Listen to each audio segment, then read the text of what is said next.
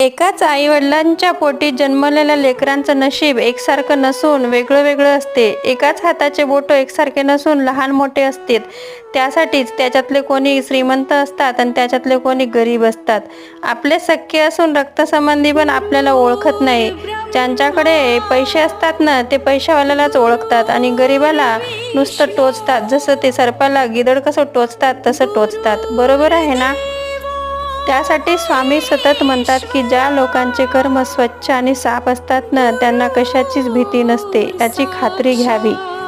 आपण दुसऱ्या लोकांसाठी गड्डा खोदलं तर त्या गड्ड्यात स्वतःच आपण पडतो. त्यासाठी आपण आपल्यावर वाईट वेळ आली म्हणून आपण लोकाला कधी बोलून दाखवू नये. त्या वाईट वेळामध्ये पण आपण चांगली वेळ शोधू शकतो. श्री स्वामी समर्थ. व्हिडिओ आवडल्यास श्री स्वामी समर्थ टाईप करायला विसरू नका.